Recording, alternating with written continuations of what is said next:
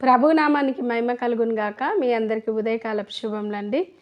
మరి ఈరోజు దేవుడు మనతో చేస్తున్నటువంటి వాగ్దానము కీర్తనల గ్రంథము 121వ కీర్తన 8వ చరణం. ఇది మొదలుకొని నిరంతరము నీ రాకపోకలయందు యెహోవా నిన్ను కాపాడును.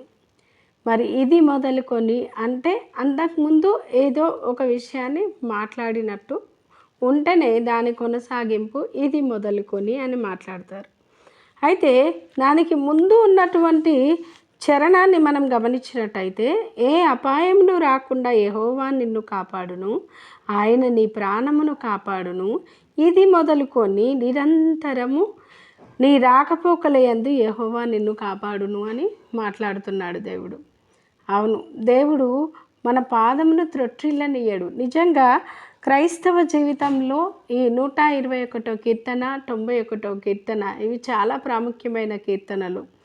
దాదాపుగా చిన్న బిడ్డలను కూడా ఈ యొక్క కీర్తనలను కంఠస్థం చేయమని చెప్తారు క్రైస్తవ సమాజం.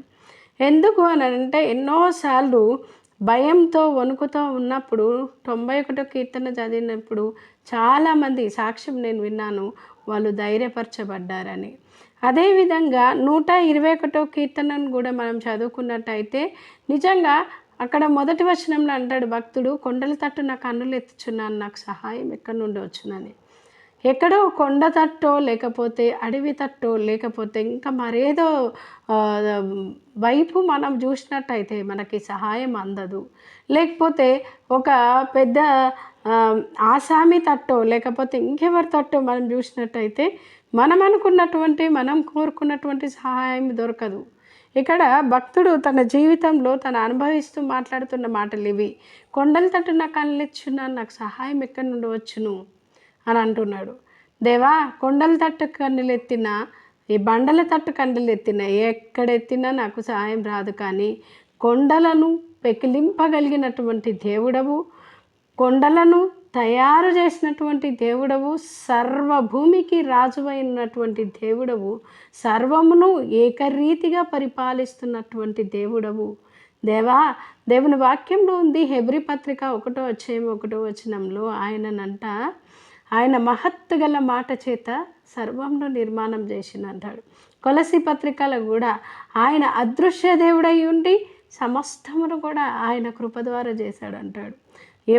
సామెతల గ్రంథము 8వ అధ్యాయంలో కూడా ఆయన ఏ విధంగా భూమిని నిర్మాణం చేసిండో, ఏ విధంగా ఆయన దాన్ని విశాలపరిచిండు అన్నటువంటి అంశం అంతా అక్కడ మనం చూసుకుంటాం.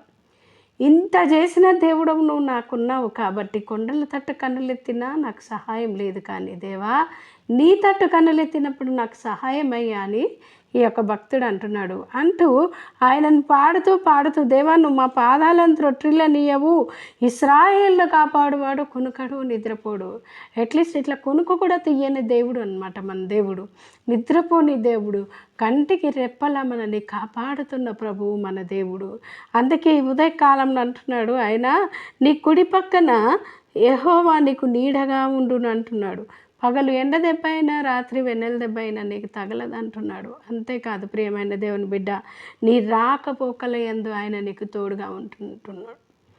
ఇప్పుడు ఈ రోజులలో చూస్తే ఎక్కడ చూసినా ఈవెన్ ఒకానొకప్పుడు ఆర్టీసీ బస్సులలో వెళ్ళినప్పుడు ఒక సురక్షితమైన ప్రయాణం, కానీ ఈ రోజులలో చూస్తే అది కూడా మనకు సురక్షితం లేనటువంటి పరిస్థితులు. ఎక్కడ చూసినా మరణాలు, ఎక్కడ చూసినా యాక్సిడెంట్లు, ఎక్కడ చూసినా భయంకరమైనటువంటి ప్రమాదాలకు గురి అవుతున్నటువంటి రోజులు ఇవి.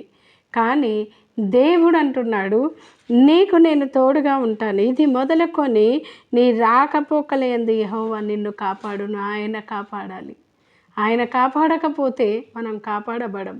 ఎన్నోసార్లు ఎన్నో ప్రమాదాల నుండి మనల్ని తప్పిస్తూ ఆయన నడిపిస్తున్న దేవుడు, ఇంకనూ కూడా మనల్ని తప్పించగలిగినటువంటి దేవుడు మనకున్నాడు. ప్రియమైన దేవుని బిడ్డ, ఒకవేళ నువ్వు భయపడుతున్నావేమో ఏమన్నా అయిద్దేమో అని, కానీ దేవుడు నీతో మాట్లాడుతున్నాడు. నిన్ను కాపాడువాడు కునుకడు నిద్రపోడు.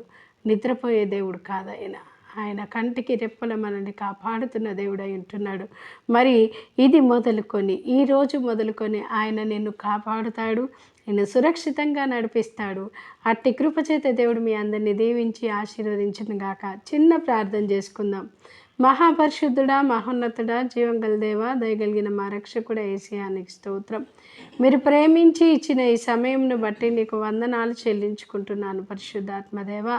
ఇది మొదలుకొని నీ రాకపోకలేందు యెహోవా తోడుగా ఉండునంటున్నావు ప్రభా. ఎంతమంది బిడ్డలైతే ప్రభా ఈ వాక్యాన్ని చూస్తున్నారో వారి ప్రయాణాలన్నింటిలో మీరు తోడు నీడగా ఉండి అయా వారిని సురక్షితంగా వారి గమ్యస్థానాలకు చేర్చండి. ప్రతి విధమైన యాక్సిడెంట్లన్నిటి మీ నామంలో దూరము చేయమని ప్రార్థిస్తున్నాను. ఎంతమంది డ్రైవర్లు ఉన్నారో ప్రభా వారికి మీరు తోడు నీడయండి, సహాయం చేయండి ప్రభా. నిజమే నాయన, ఒక్కొక్కసారి నిద్రమత్తులో ఎన్నో యాక్సిడెంట్లు ప్రభా.